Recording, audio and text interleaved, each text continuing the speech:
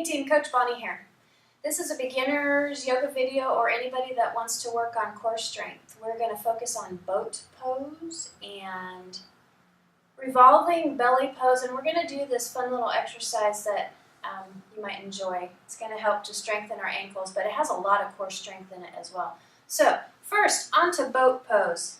We're going to do this in a couple of different versions. So the first version of boat pose is, when you see the yoga person go like this, what they're doing is they're getting the glutes out of the way, because you really want to find like the sit bone and the tailbone and get your muscles off of that area, because when you roll on them, that doesn't feel very good. So that's what they're doing, getting that out of the way. So this is the first version of boat, okay, for those that aren't real strong in the core. What we want to learn how to do, and I hope you're doing this with me while I'm chit-chatting, so when you get tired, just pause for a moment and then rejoin me.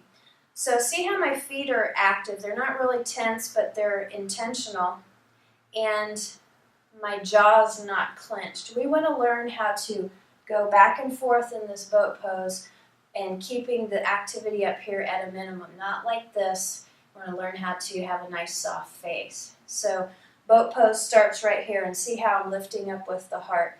My back rounds a little bit, just as a natural way of the motion, but I'm not like this. I'm lifting up with my heart. So boat pose, we're still holding it. Okay. My knees are staying here. They're kind of active. They're not flopping around. Okay, so boat pose. And pause and rest for a moment.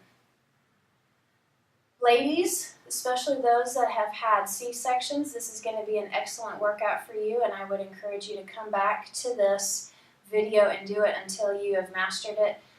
This will help with back pain. This is the number one thing that will help with your back pain if done well. A lot of the times, ladies, due to childbirth and whatnot, C-sections lose the transverse abs, the ability to connect there, or fire. So they could be weak and not firing, not there, and not firing. So again, we're here with boat pose. Remember, it's nice and soft up here. We kick it up a notch by lifting up our feet, and see how my knees are hip distance apart and my feet are active, and I have now rolled onto my sit bones. This is where you would want to roll your glutes out of the way. So boat pose. This is kind of a modified version. So my back, I'm lifting up here. Okay? So if you can't hold it as long as I am holding it, rest for a moment and then join me. Just don't stop doing it. You want to get to the point where you can hold the whole thing. And you might notice that your hip flexors are getting tired. So this is a thing that we do. Go ahead and exit out. Is our hip flexors can compensate for weak abs, but we don't want tight hip flexors because that kind of slows down our running form, makes things angry right here. So we're going to do an exercise here in a second about turning those off. You'll love it. So boat pose again. I'm going to turn sideways so you can see. And hopefully I'm not too tired. So boat pose, moving my glutes out of the way. Boat pose. Okay? And then legs straight. So this is full boat pose. Hanging out here. I'm tired. Okay? If you wanted to kick it up a notch, go all the way down, and then use what you got. Back up. And down. Back up. Okay, so if you were to do like 10 of those, that would be awesome. So that's boat pose done well. We're going to do a therapy kind of boat pose. Remember, I was saying that the hip flexors can compensate for weaker abs, and this is especially useful for ladies, but I want to challenge the guys to try it as well. So the idea is that once our legs are in this position, the hip flexors can't work in order to pull our torso up. So I suggest that if you can't do these, to practice them enough to where you can do them, because it really isolates the transverse abdominal muscles that pull and support your spine from the front side, and that will alleviate a lot of lower back issues and SI issues. So the activity looks like this. You come down and you resist the urge to fall down, and then you bring yourself back up, and you come down and back up. So a couple of words on that. I've practiced that for a year, and before I couldn't do it. So the first step is to resist the urge to fall down. There'll be a point where you'll want to, and you'll go like this, and then just grab your legs and help yourself up, okay? Keep doing that, resisting the urge to fall down. Using the down to gain strength will help you to reconnect, refire with the transverse abs. Another thing that you can do is slide your feet underneath the couch. Don't let your legs come out. The hip flexors get back in. Scooch it up, stick your feet underneath the couch or have someone hold it.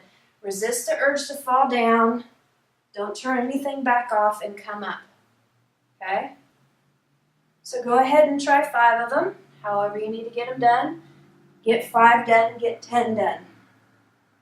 After you've become accomplished at them, learn how to push the bottom of your feet down, these parts of your feet when you're coming up. So right here as I'm coming up, I'm actually pushing my feet down. Okay? So that is a very good therapeutic activity to get your transverse abs stronger and learning how to fire them. That's 2 separate things that'll help the back to alleviate back problems. And once you can master those, your awesomeness. Okay, so that was boat. We're going to try that fun little activity. So if you're a person that can sit like this, if you're not, then you'll just have to pause for a moment. I'm moving forward because if I fall backwards, I don't want to hit my head on the wall.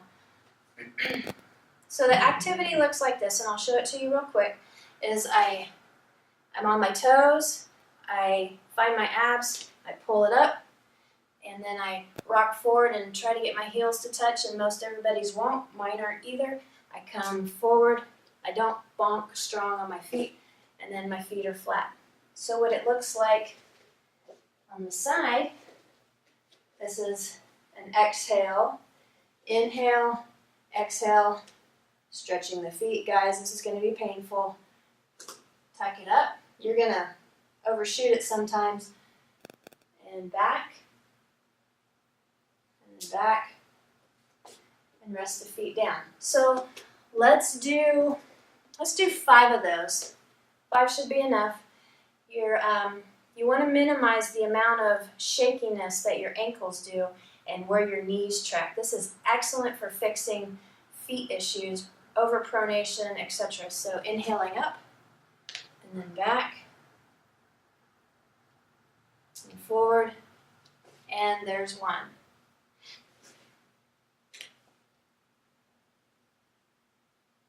And 2. And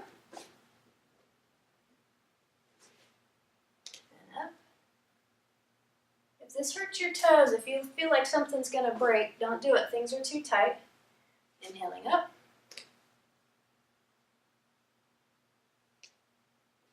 And 1 more time.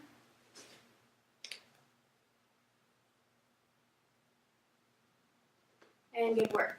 So when you're coming up and your feet are like this and you feel your ankles, really focus on, and your knees, really focus on that tracking, and that can help to equalize the strength this side to this side, which is a lot of the times the problem why we pronate too much, because one side is weaker than the other. So that was a fun little action. And then revolved belly pose. You see this in the gym a lot. I don't know who came up with it, the gym people or the yoga people. Imagine the yoga people. Okay. So did you know that yoga is old? Really, really old.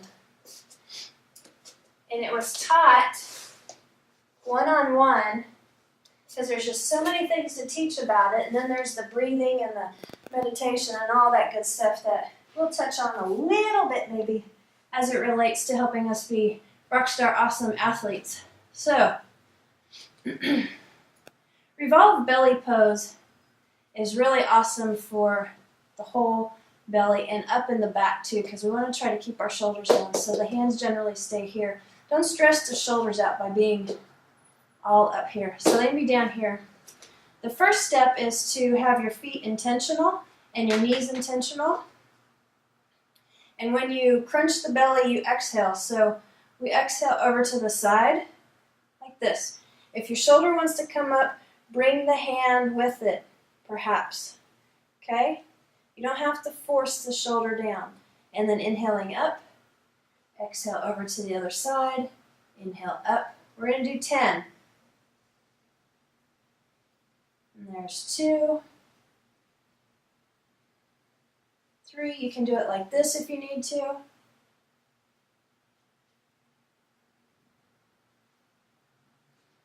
The feet are intentional. Remember, the knees are intentional. I lost track. Let's count this as 5.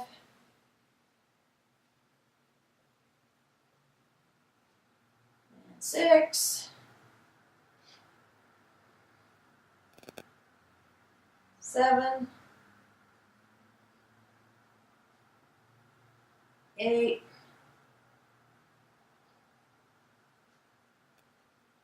9.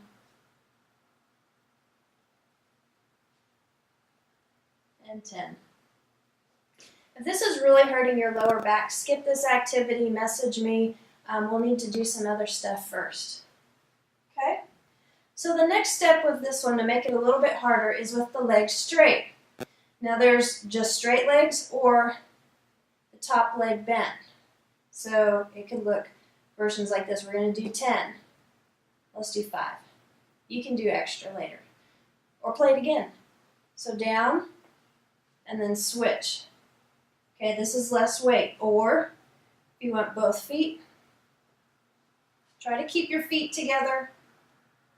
Try to keep them 90 degrees with your hands. So I think that's 3.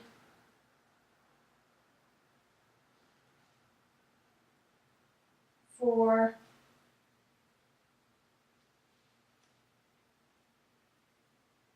And 5.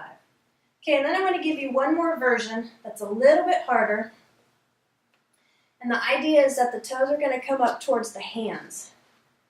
Okay, so a little bit different core work. So the feet are up. If your hamstrings are tight, this one stinks. Okay, so you can do it like that. That's okay. So here, and then getting my feet up by my hands and back up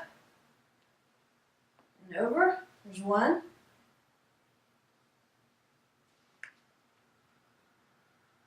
2.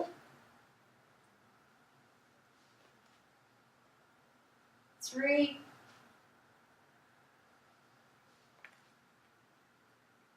4.